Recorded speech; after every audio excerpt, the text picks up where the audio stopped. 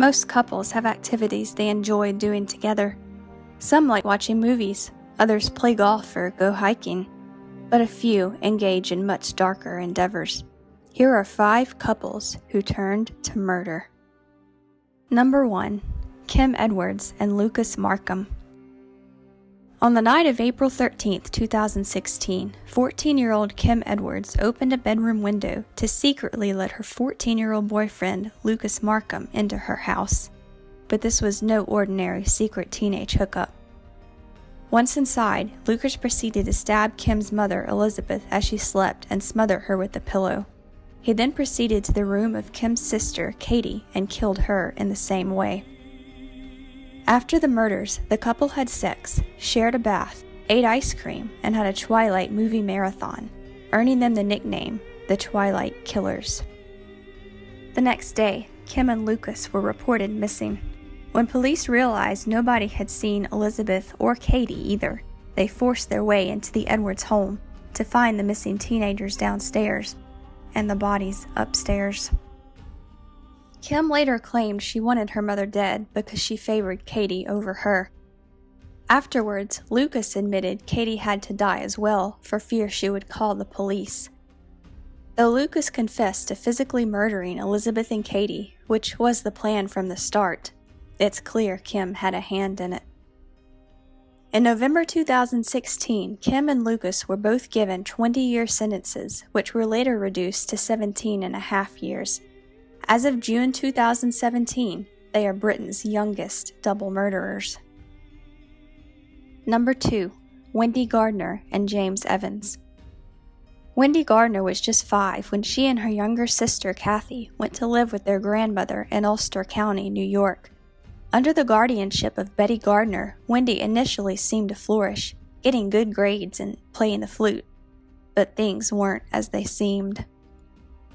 According to Wendy, Betty was no loving grandmother.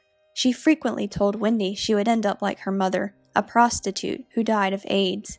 At one point, Wendy even watched her grandmother kneel in prayer and curse God for leaving Wendy with her. When Wendy was 13, she began dating 15-year-old James Evans. With Wendy's troubled background and James's sociopathy, later diagnosed by court psychiatrists, the relationship was a recipe for disaster. The couple soon formulated a plan to enact the ultimate revenge on Betty Gardner. On December 28, 1994, Wendy returned home after spending 2 weeks with James and his family. Betty might have been happy to finally see her granddaughter again if she hadn't had James in tow. Upon their arrival, she insisted that James leave, but the couple had other plans. Instead of doing what was asked of him, James pulled out a kite string. "Just do it," Wendy said to him before running upstairs. As James strangled Betty with the string, Wendy sang Jingle Bells to block out what was going on. For 3 days after the murder, the couple rode around town in Betty's car, with her body in the trunk. They also stole her cash and held Wendy's sister Kathy captive in the house. This arrangement continued for 3 days before 11-year-old Kathy escaped to a neighbor's house and the police were contacted. In 1997, Wendy and James were both found guilty of second-degree murder. Wendy was sentenced to 7 years to life, while James was given 9 years to life. At 15, Wendy was the youngest murder defendant in Ulster County. Number 3. Tylar Witt and Stephen Colver. Tylar Witt was raised by a single mother in a wealthy area of Northern California. When Tylar was 5, her mother, Joanne Witt, lost control of her temper and ended up hitting her daughter. When daycare workers noticed the mark on Tylar's face and reported it to Child Protective Services, Witt temporarily lost custody. Tylar lived in foster care for a month before going to stay with her grandparents. She was with them for 6 more months before Witt finally regained custody. After getting Tylar back, Witt was determined to give her daughter as much as any little girl could want. This included frequent trips to Disneyland, horseback riding lessons, and even private planes. But this treatment soon backfired. Witt was afraid to discipline her daughter for fear she'd be taken away again, and Tylar took advantage.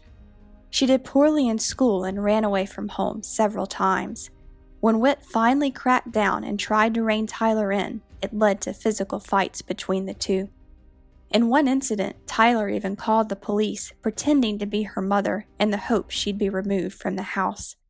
But although Child Protective Services became involved multiple times, Tylar remained under her mother's care. Tylar was just 14 in 2008 when she met and began a relationship with 19-year-old Stephen Colver. She even convinced her mother to let Stephen move in with them by telling her he was gay. But their scheme didn't work for long. When Joanne came home one day to find Tylar hiding naked in a closet, she realized the truth and ordered Stephen to move out. She even found Tylar's diary, which detailed the relationship, and shared it with the police, hoping statutory rape charges would be filed against Stephen. But Tylar and Stephen didn't stop seeing each other, and the situation soon went from bad to worse. On June 12, 2009, Tylar waited outside her mother's bedroom while Stephen stabbed Joanne 20 times.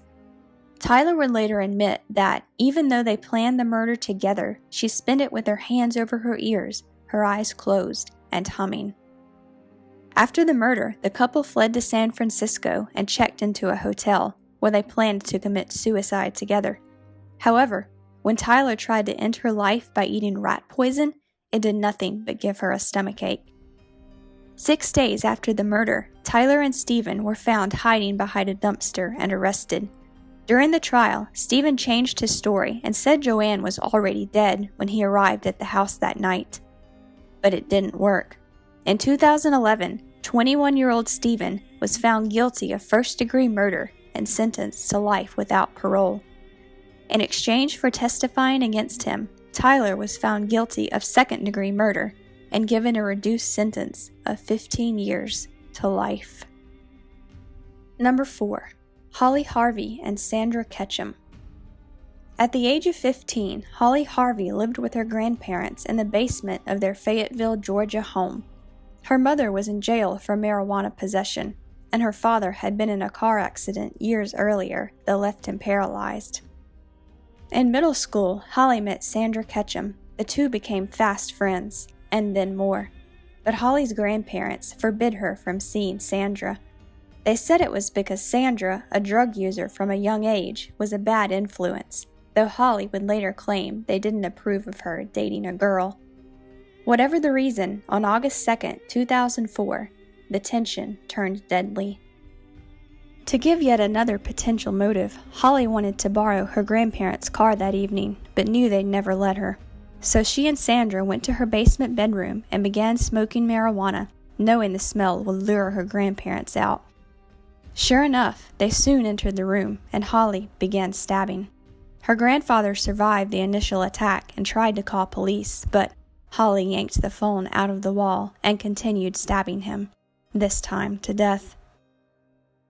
Holly's uncle found the bodies later that evening. He talked with his father, Holly's grandfather, about the situation a few days earlier, and, upon finding his parents' remains, knew immediately that Holly was responsible. The day after the murder, Holly and Sandra were found by U.S. Marshals in Tybee Island, about 4 hours away from Fayetteville. Holly allegedly had a to-do list written on her arm that read, "Kill, keys, money, jewelry." Both girls were tried as adults and sentenced to life in prison. Both Holly and the judge agreed death would be an appropriate punishment for her, but Holly wasn't eligible for the death penalty because of her age. Both girls are eligible for parole, Sandra after 14 years and Holly after 20.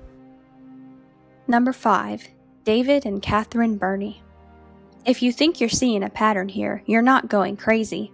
Many of these couples are young and kill their parents or guardians who, for whatever reason, don't approve of their relationship. However, some killer couples don't fit that mold. David and Catherine Birnie met as children growing up in Perth, Australia. They reconnected as adults in 1985, and Catherine left her husband and children to be with David. Though she took David's last name, they never officially married. But the Birnies were no ordinary childhood sweethearts. After less than a year of reconnecting, they spent weeks researching and planning the perfect murder, and they would succeed more than once. Between October 6th and November 10th, 1986, the couple killed at least 4 women. Their victims, all between the ages of 15 and 31, were alone when they were lured back to the Birnie's home, where they were raped, tortured, and murdered.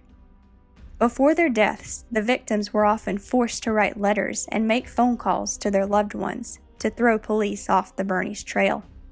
The 4 women were buried at a nearby national park.